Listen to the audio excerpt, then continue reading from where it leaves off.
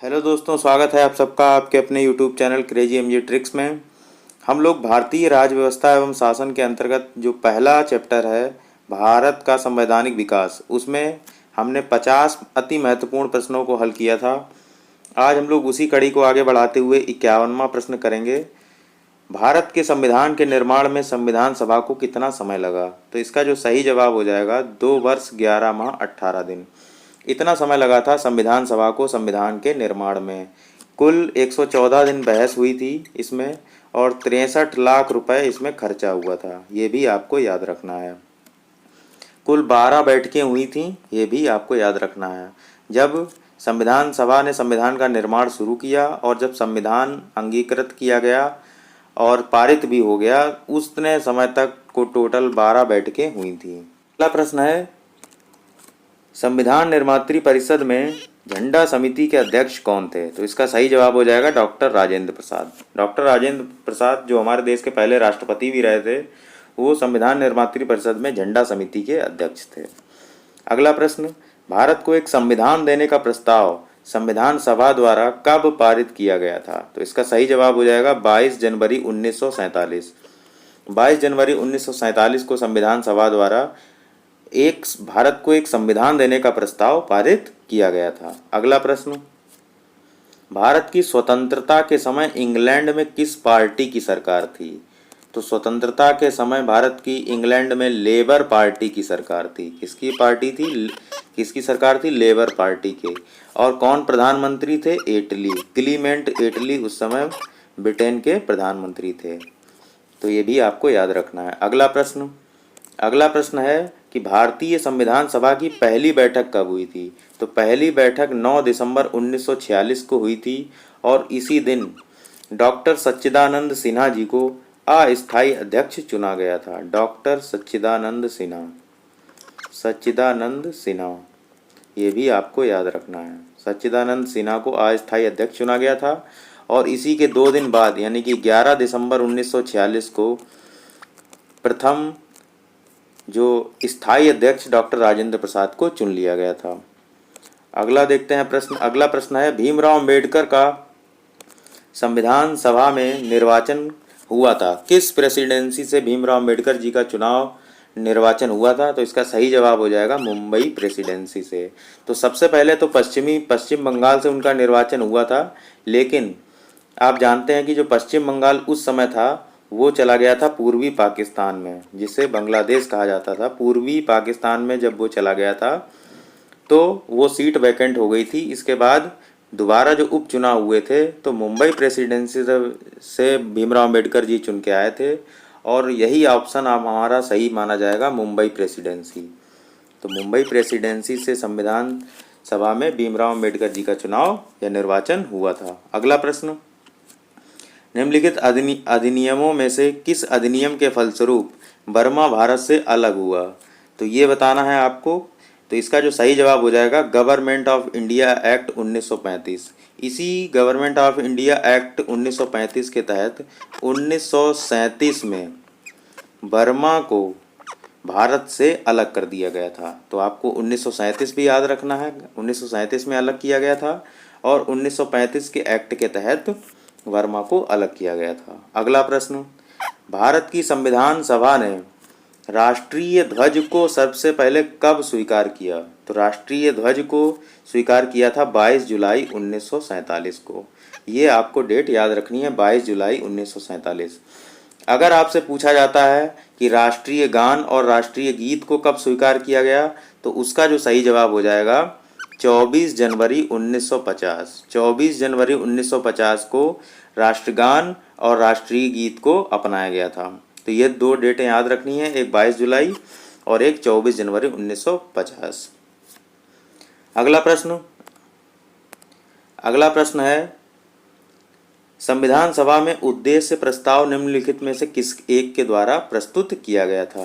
तो पंडित जवाहरलाल नेहरू जी द्वारा संविधान सभा में उद्देश्य प्रस्ताव प्रस्तुत किया गया था। यही उद्देश्य प्रस्ताव संविधान सभा की प्रस्तावना का रूप ले लेता है बाद में। तो जो आज संविधान में प्रस्तावना है वो उद्देशिका के रूप में पंडित जवाहरलाल नेहरू जी द्वारा संविधान सभा में प्रस्तुत किया गया था। कब किया गया था, तो ये भी डेट याद रखनी है, 13 दिसंबर 1946 को। 13 दिसंबर 1946 को भारत के प्रथम प्रधानमंत्री पंडित जवाहरलाल नेहरू द्वारा यह उद्देश्य प्रस्ताव संविधान सभा में रखा गया था। अगला प्रश्न है, निम्नलिखित में से कौन अगस्त 1946 में गठित प्रथम अंतरिम राष्ट्रीय सरकार का सदस्य नहीं था, तो इसका सही जवाब हो जाएगा doctor S Radhakrishnan. Doctor Sarvepalli Radhakrishnan उस समय अंतरिम सरकार में सदस्य नहीं थे। अगला प्रश्न, निम्नलिखित में से किस एक अधिनियम द्वारा भारत में संघीय न्यायालय की स्थापना की गई थी, तो संघीय न्यायालय की स्थापना कब की गई थी, 1935 के भारत शासन अधिनियम के तहत। कब की गई थी, 1937 में। तो इसमें कोई भी ऑप्शन सही नहीं है, यानी कि डी ऑप्शन हमारा सही हो जाएगा। अगला प्रश्न, संविधान सभा के संवैधानिक सलाहकार कौन थे, तो संवैधानिक सलाहकार कहा जाता है बी.एन. राव को। इन्होंने ही संविधान का प्रारूप तैयार किया था और बाद में इसी में सुधार के लिए एक प्रारूप समिति गठित की गई थी, जिसका अध्यक्ष भीमराव अम्बेडकर जी को बनाया गया था। तो संविधान सभा का प्रारूप किसने तैयार किया था, बी.एन. राव ने पहले, और संवैधानिक सलाहकार भी बी.एन. राव को माना जाता है। भीमराव अम्बेडकर हमें नहीं लगाना इसमें, ना ही ऑप्शन में है, लेकिन आगे आपको भीमराव अम्बेडकर जी का भी नाम मिलेगा। आइए देखते हैं उस प्रश्न को भी। तो अगला प्रश्न है कि भारत में स्वतंत्रता के पश्चात प्रथम मंत्रिमंडल का कानून मंत्री कौन था, तो कानून मंत्री कौन थे, भीमराव अम्बेडकर जी थे। ठीक है, इसमें कोई कन्फ्यूजन नहीं, भीमराव अम्बेडकर जी कानून मंत्री थे। अगला प्रश्न, निम्नलिखित में से कौन संविधान प्रारूप समिति के सदस्य थे, तो प्रारूप समिति में सदस्यों की संख्या थी 7, जिसके अध्यक्ष खुद थे भीमराव अम्बेडकर जी।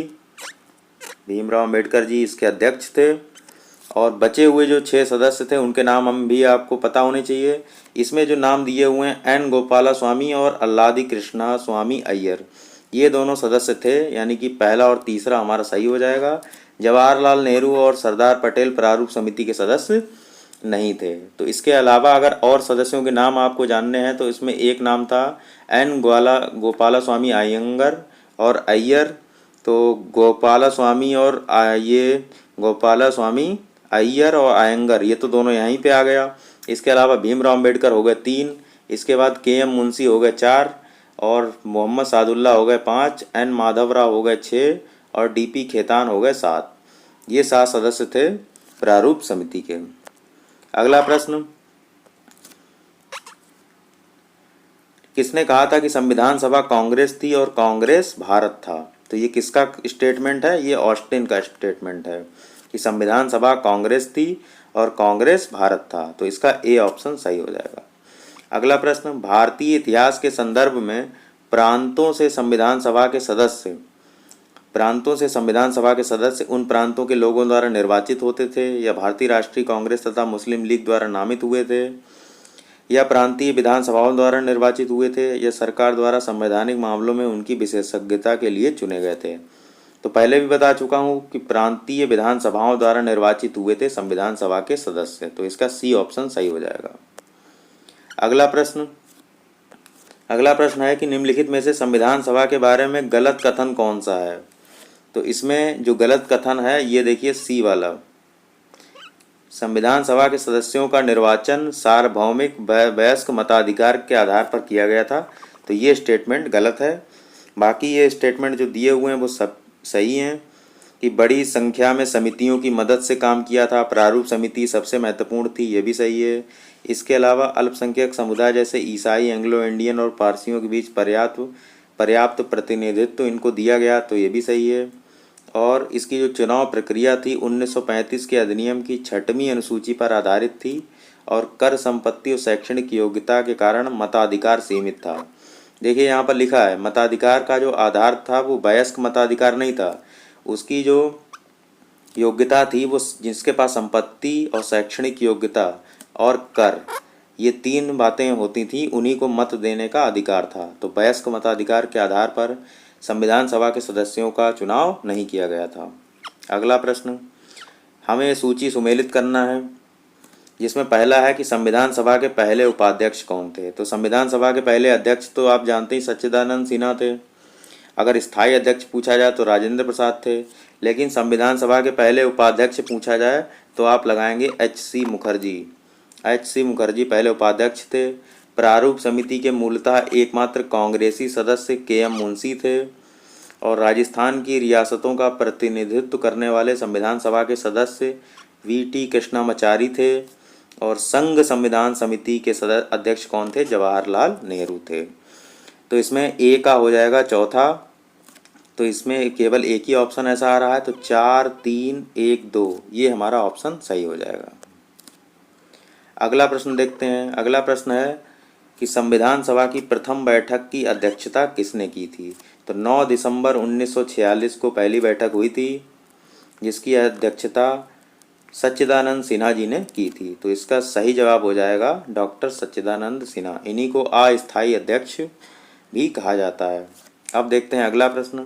अगला प्रश्न है किस वर्ष में जनगण मन को भारत के राष्ट्रगान के रूप में अपनाया गया? तो इसका सही जवाब हो जाएगा 1950। तो 24 जनवरी 1950 की डेट मैंने बता दी है। 24 जनवरी 1950 को राष्ट्रगान और राष्ट्रगीत को अपनाया गया था। तो ये सी ऑप्शन हमारा सही हो जाएगा। अगला प्रश्न, अपनी राष्ट्रवादी प्रतिक्रिया में भारतीय संविधान के निर्माताओं में अल्पसंख्यकों के हितों तथा भावनाओं के महत्व को कम करके आंका गया है, ये स्टेटमेंट किसका है? तो स्टेटमेंट दिया था जेनिंग्स ने। तो इनका पूरा नाम है आइवर जेनिंग्स। इन्होंने ही कहा था कि भारतीय संविधान के निर्माताओं में अल्पसंख्यकों के हितों तथा भावनाओं के महत्व को कम करके आंका है। तो ये बात थी, ये एक आलोचना के रूप में इसको लिया जाता है, जेनिंग्स ने कहा था। अब देखते हैं अगला प्रश्न। अगला प्रश्न है कि भारतीय संविधान का प्रथम प्रारूप किसने तैयार किया था? भारतीय संविधान का प्रथम प्रारूप किसने तैयार किया था? तो इसमें अधिकतर विद्यार्थी भीमराव अम्बेडकर लगा देते हैं, जो कि गलत है। इसका सही जवाब है बी.एन. राव। बी.एन. राव ने भारतीय संविधान का प्रथम प्रारूप तैयार किया था और बाद में इसी प्रारूप में कुछ सुधार के लिए एक प्रारूप समिति गठित की गई थी, जिसके अध्यक्ष के रूप में बाद में भीमराव अम्बेडकर जी का चयन किया गया था, वो भी प्रारूप समिति के सदस्यों में से ही। ये भी आपको याद रखना है। अगला प्रश्न, भारतीय संविधान के निर्माण से संबंधित निम्नलिखित कथनों में से कौन से कथन सही हैं? तो पहला कथन है कि पंडित नेहरू के उद्देश्य प्रस्ताव जो संविधान सभा द्वारा स्वीकार किया गया था, संविधान के निर्माण पर असर था, बिल्कुल सही है। उद्देशिका ये बहुत महत्वपूर्ण उद्देश्यों को पूर्ति करती है, ये भी सही है। संविधान को भारत के लोगों ने आदेशित किया है। जब संविधान की प्रस्तावना हम लोग पढ़ते हैं we the people of India, तो इसका मतलब लोगों ने आदेशित किया है, तो ये भी सही है। अगला देखिए, राज्य के मुखिया को लोग प्रत्यक्ष रूप से निर्वाचित करते हैं, तो ये स्टेटमेंट गलत हो जाएगा। चाहे आप इस समय भी देख लें, इस समय भी जो राज्य का मुखिया यानी कि राष्ट्रपति है, उसका भी प्रत्यक्ष निर्वाचन नहीं होता है। चाहे आप 1935 के संदर्भ में ले लें, तब भी भारत के गवर्नर जनरल को यह अधिकार था। तो कुल मिला के पहला, दूसरा और तीसरा स्टेटमेंट हमारा सही है, बाकी चौथा स्टेटमेंट गलत है। तो इसका ए ऑप्शन सही हो जाएगा। अगला प्रश्न है, संविधान को 26 जनवरी के दिन लागू करने का निर्णय क्यों लिया गया? तो आपको याद होगा 1929 का कांग्रेस का लाहौर अधिवेशन, 1929 का लाहौर अधिवेशन, जिसमें ये पूर्ण स्वराज की मांग की गई थी और प्रत्येक वर्ष 26 जनवरी को स्वतंत्रता दिवस मनाने की घोषणा की गई थी। तो पहला स्वतंत्रता दिवस 26 जनवरी 1930 को मनाया गया था। इसीलिए ये 26 जनवरी की जो तिथि है वो बहुत ही महत्वपूर्ण हो जाती है और इसी तिथि को ध्यान में रखते हुए बाद में हमारा संविधान लागू किया गया था 26 जनवरी 1950 को। तो ये कहानी है 26 जनवरी की। तो कांग्रेस ने इसी तिथि को 1930 में स्वतंत्रता के दिवस के रूप में मनाया था। इसीलिए 26 जनवरी का दिन भारतीय इतिहास में महत्वपूर्ण दिन के लिए रखा जाता है, यानी महत्वपूर्ण दिवस की संज्ञा इसको दी जाती है। तो याद रखना है ए ऑप्शन हमारा सही हो जाएगा। अगला प्रश्न है कि भारतीय संविधान के उद्घाटन अधिवेशन की अध्यक्षता किसने की थी? तो उद्घाटन अधिवेशन यानी कि शुरुआत की बात हो रही है, तो सबसे पहले किसने अध्यक्षता की थी? सच्चिदानंद सिन्हा जी ने। सच्चिदानंद सिन्हा ने उद्घाटन अधिवेशन की अध्यक्षता की थी। बाद में डॉक्टर राजेंद्र प्रसाद 11 दिसंबर 1946 को सर्वसम्मति से भारतीय संविधान सभा के स्थायी अध्यक्ष चुने गए थे। अगला प्रश्न, संविधान सभा द्वारा स्थापित मौलिक अधिकारों और अल्पसंख्यकों हेतु सलाहकार समिति का अध्यक्ष कौन था? तो इसका सही जवाब हो जाएगा सरदार पटेल। सरदार पटेल को ही मौलिक अधिकारों और अल्पसंख्यकों के लिए जो समिति बनाई गई थी उसका अध्यक्ष चुना गया था। अगला प्रश्न, इन व्यक्तियों में कौन कैबिनेट मिशन का सदस्य नहीं था? ये आपको बताना है कि इनमें से कौन कैबिनेट मिशन का सदस्य नहीं था। तो इसमें 3 सदस्य थे, एक पैथिक लॉरेंस, एक स्टैफोर्ड क्रिप्स और एक AB अलेक्जेंडर। विलियम वुड का नाम उसमें नहीं आता है, तो ये हमारा गलत हो जाएगा। तो यहाँ पर हमसे पूछा कौन सदस्य नहीं था, तो इसका मतलब ए ऑप्शन हमारा सही हो जाएगा। अगला प्रश्न, रेडक्लिफ समिति किस लिए नियुक्त की गई थी, ये आपको बताना है। तो रेडक्लिफ समिति आपने सुना होगा, भारत और पाकिस्तान के बीच जो सीमा बनाती है, सीमा का निर्धारण किस रेखा द्वारा होता है? तो रेडक्लिफ लाइन। तो वहीं पर ये देखिए एक यहाँ पर लिखा है भारत और पाकिस्तान के बीच सीमाओं को निर्धारित करने के लिए। तो यही ऑप्शन हमारा सही हो जाएगा, रेडक्लिफ समिति की नियुक्ति इसीलिए की गई थी। अगला प्रश्न, भारतीय संविधान सभा में कुल कितनी महिला सदस्यां थीं? तो आपको याद रखना है 7 लोग तो थे प्रारूप समिति में, 7 लोग प्रारूप समिति में थे, 15 महिलाएं थीं उसमें, 15 वुमेन थीं। और अगर आपसे पूछा जाए ST लोगों की संख्या कितनी थी, तो 33 अनुसूचित जनजाति के लोग थे। तो इतना याद रखना है, 7, 15 और 33। 7 प्रारूप समिति के सदस्य थे, 15 महिलाएं थीं और 33 अनुसूचित जनजाति के लोग संविधान सभा में थे। तो इसका 15 यानी कि ए ऑप्शन सही हो जाएगा। अगला प्रश्न, संविधान सभा में भारतीय संविधान का तृतीय वाचन कब प्रारंभ हुआ? तो इसका जो सही जवाब हो जाएगा 14 नवंबर 1949। 14 नवंबर 1949 को संविधान सभा का तृतीय वाचन आरंभ हुआ था। अगला प्रश्न, भारत का संविधान अंगीकृत एवं अधिनियमित कब हुआ? तो हमेशा याद रखेंगे ये जो शब्द हैं अंगीकृत, अधिनियमित और चाहे आपसे कह दिया जाए आत्मार्पित अगर कहा जाए तब भी हमें डेट कौन सी लगानी होती है? 26 जनवरी 1949। जब तक पारित शब्द या लागू शब्द नहीं लिखा जाएगा तब तक हम 26 जनवरी 1950 नहीं लगाएंगे। अंगीकृत और अधिनियमित या आत्मार्पित शब्द दिया हुआ है तब हमारा आंसर हो जाएगा 26 जनवरी 1949। तो सी ऑप्शन सही था इसमें। अब देखते हैं 84वां प्रश्न, भारत का संघीय न्यायालय निम्नलिखित में से किस वर्ष स्थापित किया गया था? तो याद रखना है 1935 का जो भारत शासन अधिनियम था उसी अधिनियम के तहत 1937 में संघीय न्यायालय जो कि दिल्ली में है, सर्वोच्च न्यायालय भी कहते हैं, इसकी स्थापना हुई थी। तो 1937 इसका सही आंसर हो जाएगा। और पूछा जाता किस अधिनियम के तहत, तब हमारा ऑप्शन ए सही हो जाता। तो यहाँ पर हमसे पूछा किस वर्ष में, तो इसका आंसर हो जाएगा 1937। अगला प्रश्न है कि निम्न में से एक भारत सरकार अधिनियम 1935 की मुख्य विशेषताओं में से नहीं थी। तो पहला अखिल भारतीय महासंघ का प्रावधान था, ये सही है। अवशिष्ट विषय प्रांतीय विधायिकाओं को आवंटित किए गए थे, बिल्कुल गलत है। ये प्रांतीय स्वायत्तता के सूत्रपात का संकेत था, ये सही है। और इसने प्रांतीय स्तर पर द्वैध शासन प्रणाली को समाप्त करके केंद्र में लागू किया था, ये भी सही है। तो याद रखना है कि 1935 में जो अवशिष्ट शक्तियां हैं वो प्रांतीय विधायिकाओं को नहीं दी गई थी। उसमें जो अवशिष्ट शक्तियां थीं वो गवर्नर जनरल के पास थीं। किसके पास थीं? गवर्नर जनरल के पास थीं। और अगर वर्तमान समय की बात की जाए तो इस समय जो अवशिष्ट शक्तियां हैं वो केंद्र के पास होती हैं, राज्यों के पास नहीं होती हैं, केंद्र के पास अवशिष्ट शक्तियां होती हैं। तो इसका बी ऑप्शन सही हो जाएगा। अगला प्रश्न है 1935 के गवर्नमेंट ऑफ इंडिया एक्ट क्यों महत्वपूर्ण है? तो क्यों महत्वपूर्ण है? इसके द्वारा ये भारतीय संविधान का मुख्य स्रोत है। ये आपको याद रखना है कि 1935 का जो भारत शासन अधिनियम है ये भारतीय संविधान का प्रमुख स्रोत है। बहुत सारे अनुच्छेद वर्तमान में भी भारतीय संविधान में एज इट इज़ 1935 के शासन अधिनियम से लिए गए हैं, तो इसलिए ये भारतीय संविधान का मुख्य स्रोत माना जाता है। अगला प्रश्न, वर्ष 1937 के चुनावों में कितने प्रांतों में कांग्रेस का मंत्रिमंडल बना था? तो 8 प्रांत ऐसे थे जहां पर कांग्रेस का मंत्रिमंडल बना था, वहां पर कांग्रेस को बहुमत प्राप्त हुआ था। जबकि इससे पहले भी मैंने एक क्वेश्चन कराया था, उसमें एक बंगाल का नाम आया था तो बंगाल में कांग्रेस को पूर्ण बहुमत प्राप्त नहीं हुआ था, ये भी आपको याद रखना है। और बंगाल में मुस्लिम लीग ने अपनी सरकार बनाई थी। अगला प्रश्न है कि भारतीय इतिहास के संदर्भ में जो द्वैध शासन है या डायरकी है, ये सिद्धांत किसे निर्दिष्ट करता है? मतलब ये सिद्धांत क्या बताता है द्वैध शासन का? तो इसका जो डी ऑप्शन है, प्रांतों में प्रत्यायोजित विषयों का दो प्रवर्गों में विभाजन। तो 1919 का आपने शासन अधिनियम पढ़ा होगा, 1919, जिसे मॉन्टेग्यू चेम्सफोर्ड सुधार भी कहा जाता है। इसमें प्रांतों में जो विषय थे उनको दो भागों में विभाजित किया गया था।